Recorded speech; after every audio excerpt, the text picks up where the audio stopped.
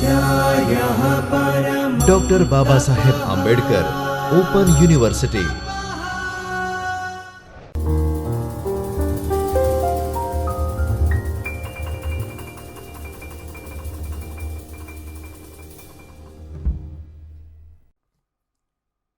નમસ્કાર વિદ્યાર્થી મિત્રો, આજે આપણે એસસી એસએચ, એસસી એસવી અને એસસી એસએમ ત્રણેય કોર્સના 05 મોડ્યુલના યુનિટ 1 કુટુંબ વિશે અને તેની સમસ્યાઓ વિશે ચર્ચામાં આગળ વધીશું.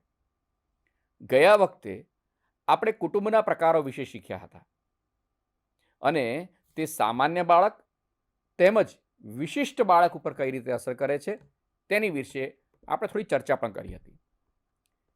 એ જ બાબતને આગળ વધારતા આજે આપણે ચર્ચા કરીશું અક્ષમતા ધરાવતા બાળક પર સંયુક્ત કુટુંબના પ્રભાવની.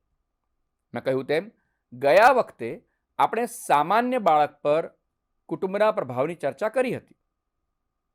અહીં વિદ્યાર્થી મિત્રો આપણે એ વસ્તુની એક ખાસ કાળજી રાખવાની છે અને તે છે કે આપણે વિશિષ્ટ બાળકની વાત કરીએ કે આપણે સામાન્ય બાળકની વાત કરીએ, આપણે એ ક્યારેય ભૂલવાનું નથી કે તે બંને આખરે બાળકો છે અને તે પછી તેને આપણે સામાન્ય કે વિશિષ્ટમાં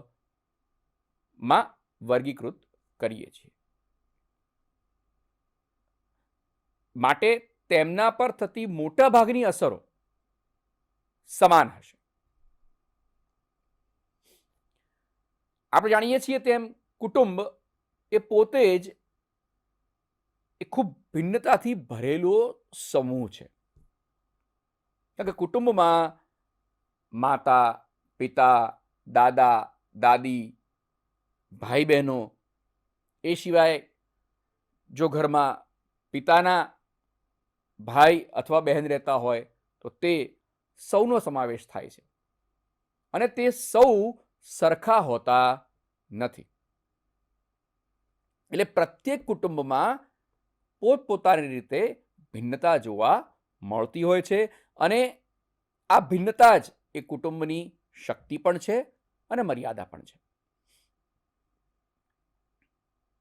વિવિધ સમયે કુટુંબ પર આવનાર મુશ્કેલીઓ જે પણ કાંઈ હોય તેનો સામનો એ કુટુંબ સાથે મળીને કરે છે, કારણ કે તે સંયુક્ત છે. કોઈ પણ કુટુંબમાં જ્યારે શ્રવણ ક્ષમતા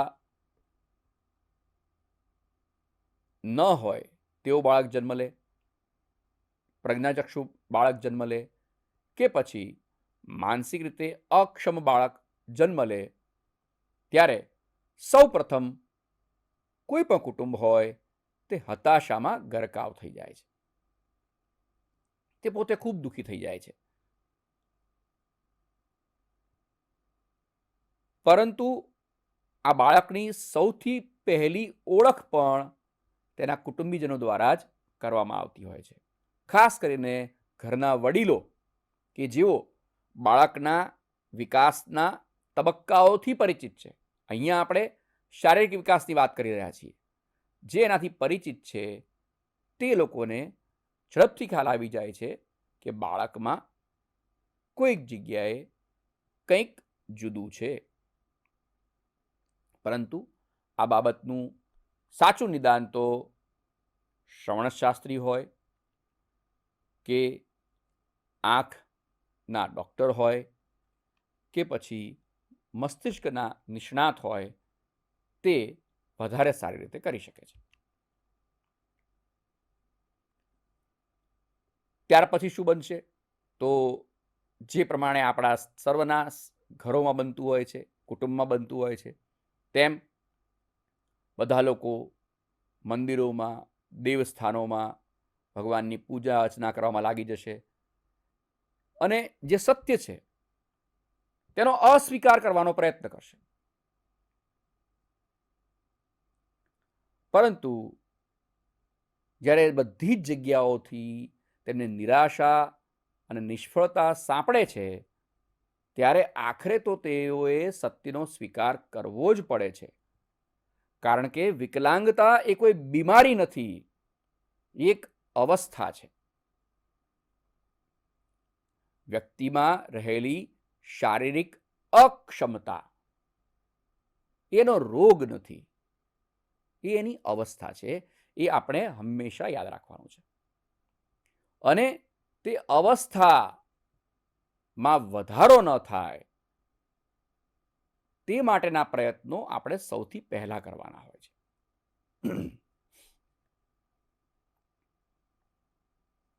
આ સમગ્ર પરિસ્થિતિમાં અક્ષમતા ધરાવતા બાળકની સ્થિતિ સૌથી વધારે ગંભીર હોય છે, કારણ કે ઘરના દરેક સભ્યો તેની માટે જુદા જુદા પ્રયત્નો કરી રહ્યું હોય છે, યત્નો કરી રહ્યું હોય છે. તેવા સમયે આ બાળક ઉપર બધા જ પ્રકારના ખતરા થતા હોય છે. કોઈ એને ભૂવા પાસે લઈ જશે, કોઈ તેને મંદિરમાં લઈ જશે, કોઈ એને દોરા પહેરાવશે, કોઈક એની સાથે કંઈક જુદું કરશે. આમ આ બધા જ વ્યક્તિઓ એ બાળક માટેના પોતાના પ્રયત્નો કરતા હોય છે અને તેનો ભોગ એ બાળક બનતું હોય છે. આમ કરતા કરતા કુટુંબના સભ્યો ઘણી વખત આ અસ્વીકારની ભાવનાને કારણે જે સમય વ્યતીત થઈ જાય છે તેની તરફ દુર્લક્ષ સેવે છે અને જે ગોલ્ડન પીરિયડ એનો છે, એની ઓળખ પછીનો, તે વહી જાય છે.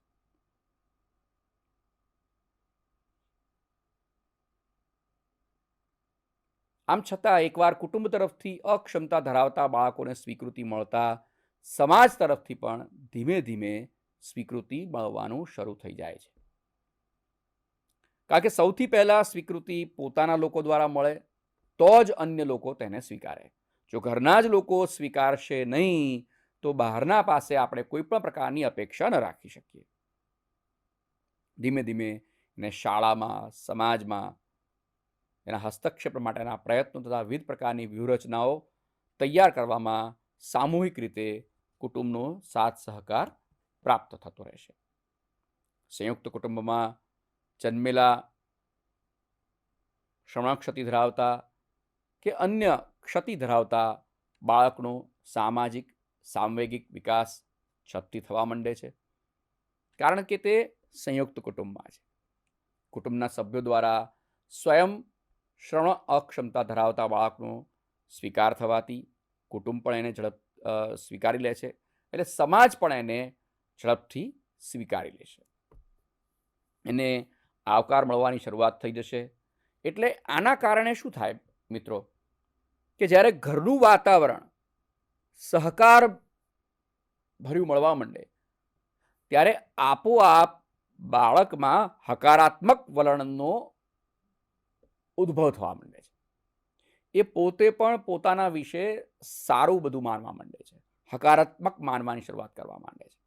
એનામાં આત્મવિશ્વાસનો વધારો થવા માંડે છે અને એને લાગવા માંડે છે આ હકારાત્મક વલણને કારણે, આત્મવિશ્વાસને કારણે, કે મારું પણ કુટુંબમાં એક ચોક્કસ સ્થાન છે. આ કુટુંબના સૌ સભ્યો મને પ્રેમ કરે છે અને માટે મારું પણ એક ચોક્કસ સ્થાન મારા કુટુંબમાં છે. કુટુંબ અને સમાજના વિકાસમાં પોતાનો મહત્વનો હિસ્સો છે, તેની ભાગીદારી છે તેવું તે માનવા લાગે છે. આમ કુટુંબમાં આ અક્ષમતા ધરાવતા બાળકના જન્મ થતા બાળ ઉછેરની સંપૂર્ણ જવાબદારી માતા પિતાની સાથોસાથ કુટુંબ ઉપર પણ આવી પડે છે. આ પડકારને સૌ સહકારથી, સહિયારા પ્રયત્નથી ઉપાડી લે છે અને બાળકના વિકાસમાં પોતપોતાની રીતે યોગદાન પ્રદાન કરે છે.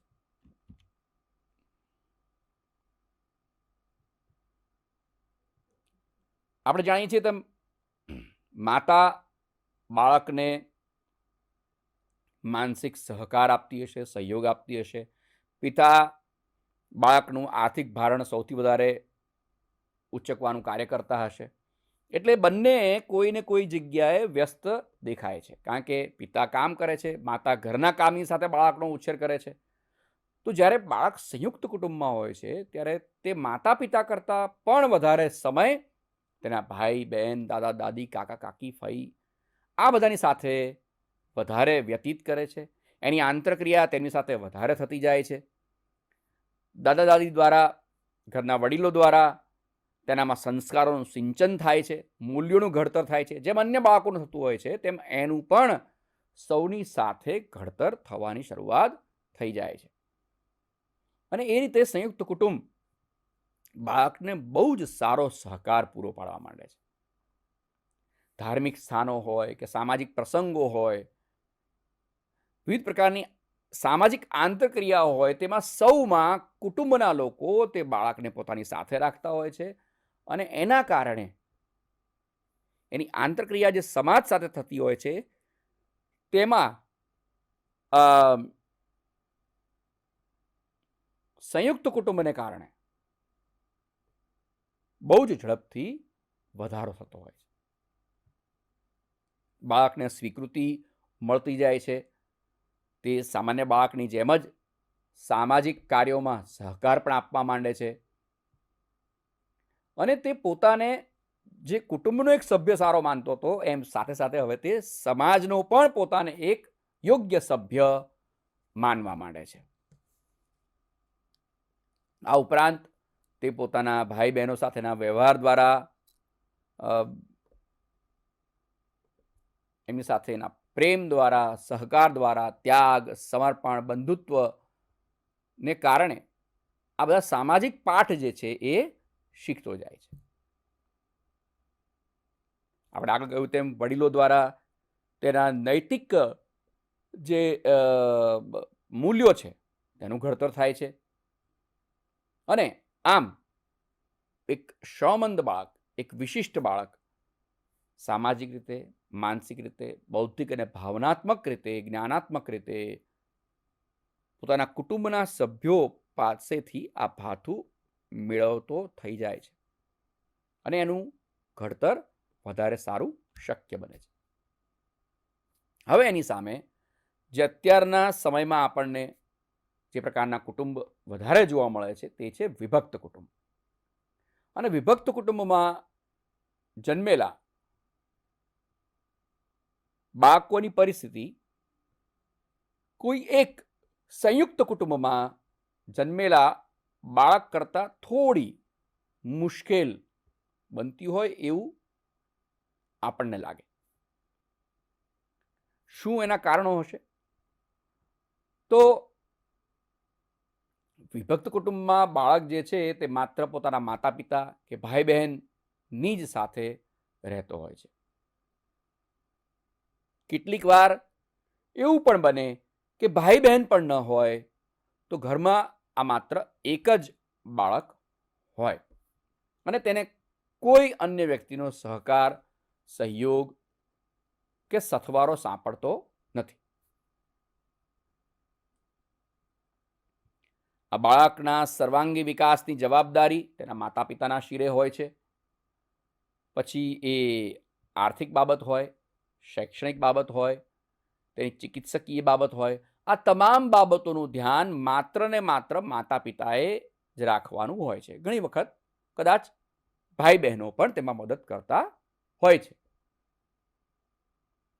એમાં પણ જો માતા પિતા એ બંને જ નોકરી કરતા હોય, વ્યવસાય કરતા હોય અને ઘણો બધો સમય ઘરની બહાર રહેતા હોય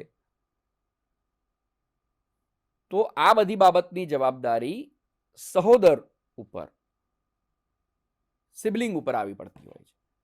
અને જો એ પણ ન હોય તો તમે સમજી શકો છો કે એ બાળક પોતાની રીતે ઘરમાં સાવ એકલું રહી જાય છે. બાળકના તમામ આર્થિક ભારણો ફક્ત માતા પિતા ઉપર જ આવી પડેલા હોય છે. આથી તેઓ પૂરતો સમય પણ બાળકને આપી શકતા નથી. અથવા જો માતા એકલી ઘરે હોય તો તમામ ભારણ માત્ર ને માત્ર પિતા ઉપર હોય છે અને માતા બાકીના બધા જ કામોનું ભારણ પોતાના માથે ઉપાડી લે છે. કદાચ માતા એક સમય વ્યવસાય કરતી હોય તો એ છોડી પણ દે છે પોતાના બાળક માટે, અને પોતાનો એ સમય એ પોતાના બાળક માટે આપવાની શરૂઆત કરી દે છે. બાળક ભવિષ્યમાં સ્વનિર્ભર બને તે પણ એક ચિંતા હોય છે મા બાપની. એટલે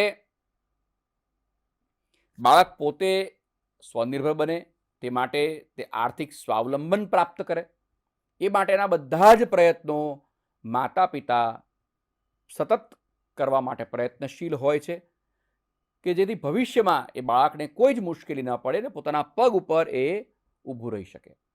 આમ સંયુક્ત કુટુંબની જેમ વિભક્ત કુટુંબ પણ બાળકના સામાજિક, માનસિક, બૌદ્ધિક વિકાસ પ્રત્યેની પૂરી કાળજી રાખવાનો પ્રયત્ન કરતું હોય છે અને તેને આત્મનિર્ભર બનાવવામાં માતા પિતા ભાઈ બહેન અગત્યની ભૂમિકા ભજવતા હોય છે. હવે મિત્રો આપણે વાત કરવાની છે કુટુંબની સામેલગીરી અને તેના સહકારના મહત્વની. આપણે જાણીએ છીએ તેમ કોઈ પણ કુટુંબમાં જ્યારે વિશિષ્ટ બાળક જન્મે છે ત્યારે આ સમસ્યાનો સામનો કરવામાં તથા અશક્ત બાળકને પ્રશિક્ષણ આપવામાં અને તેના પુનર્વસનમાં કુટુંબના જોડાણનું અને તેમના સહકારની અપેક્ષા માતા પિતાને હોય છે અને તેની અગત્ય પણ એટલી જ હોય છે. જે બાબતે આપણે હવે આજે ચર્ચા કરીએ આગળ. અક્ષમતા ધરાવતા બાળક અને કુટુંબની સામેલગીરીનું મહત્વ શું છે? તો કેટલાક માતા પિતા આપણે જોતા હોઈએ છીએ કે ખૂબ જ ઉત્તેજિત થતા, ઉગ્ર થઈ જતા હોય છે, કારણ કે એમને પોતાના બાળકનું જે પ્રેશર છે એ ઉપાડવામાં તેઓ ઉત્તેજિત થઈ જાય છે, ઉગ્ર થઈ જાય છે અને પોતાની આ પરિસ્થિતિ માટે દોષારોપણ પ્રવૃત્તિનો ઉપયોગ કરવા માંડે છે. આપણે જાણીએ છીએ તેમ સામાન્ય રીતે સૌ કોઈ હંમેશા પોતાના દોષનો ટોપલો બીજા ઉપર ઢોળી દેતા હોય છે. તો આ મા બાપ પણ એવું જ કરતા હોય છે. હવે બાળકને લઈને આ પ્રકારની પ્રતિક્રિયાઓ મળવી પણ સહજ છે. સમય જતાં આપણે જાણીએ છીએ તેમ આ પ્રતિક્રિયાઓ કાયમી રહેતી નથી, કારણ કે ધીમે ધીમે માતા પિતા સમાધાન કરતા થઈ જાય છે અને જે બાબત બની છે, જે બાળકની પરિસ્થિતિ છે, એનો સ્વીકાર કરતા થઈ જાય છે. મિત્રો, સ્વીકાર એ સૌથી પહેલું ઓસડ છે. એ એક શિક્ષક તરીકે આપણે હંમેશા ધ્યાનમાં લેવાનું છે. અહીંયા હું આપને એ બાબત ઉપર ખાસ ધ્યાન દોરવા માંગુ છું કે આપણે એક શિક્ષક તરીકે માતા પિતા ને બાળકની પરિસ્થિતિનો સ્વીકાર કરવાની સૌથી પ્રથમ સલાહ આપવાની છે અને શિક્ષક તરીકે આપણે પણ બાળકની મર્યાદાઓનો સ્વીકાર કરવાનો છે. જો આપણે સૌથી પહેલા સ્વીકાર કરી લઈશું તો આપણા માટે પણ શિક્ષણ કાર્ય ખૂબ સરળ બની જશે. પરંતુ અહીં આપણે વાત કરવાની છે કુટુંબની સામેલગીરીની. તો ફરી પાછા તેની તરફ પાછા વળીએ. તો માતા પિતા સત્યને સ્વીકારી લે છે અને બાળકના ઉછેરના કાર્યમાં લાગી જાય છે. માતા પિતાનું આ જે હકારાત્મક વલણ છે એના કારણે કુટુંબમાં પણ એક સકારાત્મકતાનું વાતાવરણ પેદા થઈ જાય છે અને તેમના પણ આત્મવિશ્વાસમાં વધારો થઈ જાય છે. અને માતા પિતાના સ્વીકારથી કુટુંબ સ્વીકારે છે અને કુટુંબના સ્વીકારથી સમાજ આ બાબતને ખૂબ સરળતાથી સ્વીકારી લે છે. તેઓ પોતાની લાગણીઓ, ભાવનાઓ પર કાબૂ રાખી બાળકના સર્વાંગી વિકાસ માટેના પ્રયત્નો શરૂ કરી દે છે. અને તે માટે તેઓ પોતાની યોગ્ય ભૂમિકાઓ ભજવે છે. આમ અક્ષમતા ધરાવતા બાળક માટે યોગ્ય પ્રશિક્ષણ કાર્યક્રમનો પ્રારંભ કરવામાં અને તેનો પૂરેપૂરો ભાર ઉપાડીને તેને પૂર્ણ કરવામાં બિનજરૂરી મોડું થતું અટકાવે છે. મિત્રો, બિનજરૂરી મોડું થતું અટકાવવું એટલે વહેલાસરનું નિદાન કરી લેવું. જેટલું વહેલું નિદાન થઈ જાય છે એટલું જ વહેલો સ્વીકાર થઈ જાય છે.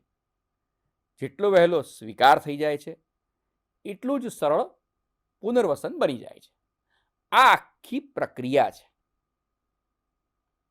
જેમાં સૌથી પહેલી કડી છે વહેલાસરનું નિદાન થવું. બાળક જેમ જેમ મોટું થતું જાય છે તેમ પાડોશીઓ, સગા સંબંધીઓ વગેરેના પણ પરિચયમાં બાળક આવવા માંડે છે અને બાળકને તેમની સાથે અનુકૂલન સાધવામાં માતા પિતા અને કુટુંબ પોતાનો ભાગ ભજવે છે. અને આના કારણે તે પોતાના પાડોશીઓ સાથે, પોતાના સગા સંબંધીઓ સાથે ખૂબ જ સરળતાથી સંબંધો સ્થાપિત કરી શકે છે, કાર્ય કરી શકે છે. અને આના કારણે બાળકનો સામાજિક વિકાસ શરૂ થઈ જાય છે. શરૂ થઈ જતાનું કહેવા કરતાં સરળ થઈ જાય છે તે કહેવું વધારે યોગ્ય રહેશે. પાડોશીઓ અને સગા સંબંધીઓ પણ જે બાળક પ્રત્યેનો જે નકારાત્મક વલણ હશે તે કુટુંબના આ વલણને કારણે એ નકારાત્મકતા હકારાત્મકતામાં બદલાવાની શરૂઆત થઈ જશે. આ ઉપરાંત અન્ય કુટુંબના અક્ષમતા ધરાવતા બાળકના માતા પિતા સાથે જરૂરી વાતચીત કરી ગ્રુપ પેરેન્ટ મિટિંગનું સમય પર આયોજન પણ કરવામાં આવે છે. આ દ્વારા સમાન પરિસ્થિતિનો સામનો કરતા કુટુંબો એકબીજાને સહાયતા કરી શકે છે. મિત્રો, જ્યારે સમાન પરિસ્થિતિઓ હોય છે ત્યારે તેના ઉકેલો પણ સમાન હોય છે. અને આ ઉકેલો ક્યારે પ્રાપ્ત થાય કે જ્યારે કુટુંબો વચ્ચે સમાન પરિસ્થિતિઓ માટેની ચર્ચા થાય, લોકો ભેગા થાય અને એકબીજાને પૂછે કે તમે આ પરિસ્થિતિમાં શું કરતા હતા, અને બીજું વ્યક્તિ પોતાના અનુભવો લોકો સાથે શેર કરે. ત્યારે જ્યારે એક જ પ્રકારના વ્યક્તિ જ્યારે કોઈ જવાબ આપે છે અથવા પોતાના અનુભવો બીજા સાથે શેર કરે છે ત્યારે સામેના વ્યક્તિને પોતાના જેવું જ બીજું વ્યક્તિ જવાબ આપતું હોવાથી એ જવાબમાં વિશ્વાસ બેસે છે. અને વિશ્વાસ બેસે છે એટલું જ નહીં, તે પણ આ બાબતનું નિરાકરણ લાવી શકે છે તે પ્રકારનો આત્મવિશ્વાસ બંધાય છે.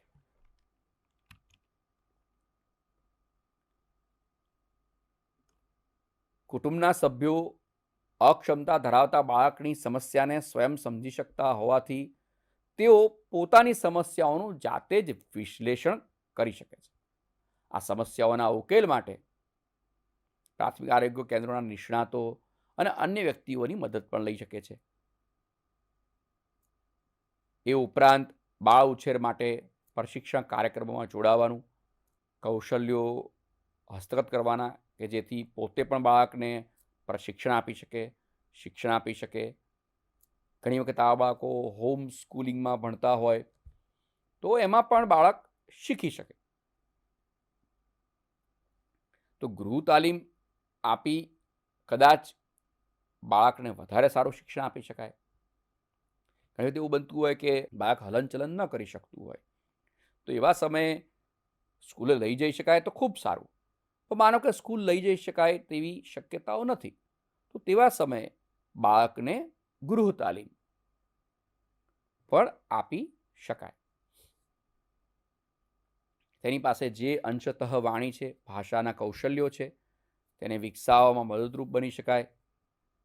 જ્યાં પણ માતા પિતાને લાગે ત્યાં એક્સપર્ટ્સની મદદ લઈ શકાય, માર્ગદર્શન પ્રાપ્ત કરી શકાય. અને માર્ગદર્શક દ્વારા જે સલાહ સૂચન પ્રાપ્ત થયા છે તેને ધ્યાનમાં રાખી બાળકના ઉછેરમાં વધારે સારી રીતે ધ્યાન કેન્દ્રિત કરી શકાય. જ્યારે ક્ષમતાવંત બાળકો તરફની આપણે જ્યારે વાત કરીએ વિશિષ્ટ રીતે, ત્યારે તેમને કયા શ્રવણયંત્રો આપવા એ શ્રવણયંત્ર વિશેની માહિતી પ્રાપ્ત કરી શકાય, તેની સાર સંભાળ કેવી રીતે રાખી શકાય તેની જાણકારી પ્રાપ્ત કરી શકાય. જ્યારે બાળક વ્યવસ્થિત જોઈ શકતો નથી, એ લો વિઝન ધરાવે છે અથવા તો પ્રજ્ઞાચક્ષુ છે, ત્યારે તેને તે પ્રકારની તાલીમની માહિતી પ્રાપ્ત કરી અને તેના શિક્ષણમાં આગળ વધી શકાય. અક્ષમતા ધરાવતા બાળક અને કુટુંબના સહકારનું મહત્વ શું છે? તો કુટુંબ દ્વારા બાળકનો સર્વાંગી વિકાસ થાય તે જરૂરી છે. મિત્રો, અહીંયા કુટુંબ કોઈ પણ પ્રકારનું હોય, સંયુક્ત હોય કે વિભક્ત હોય, બંનેનો મુખ્ય ઉદ્દેશ જ બાળકના સર્વાંગી વિકાસનો હોય છે.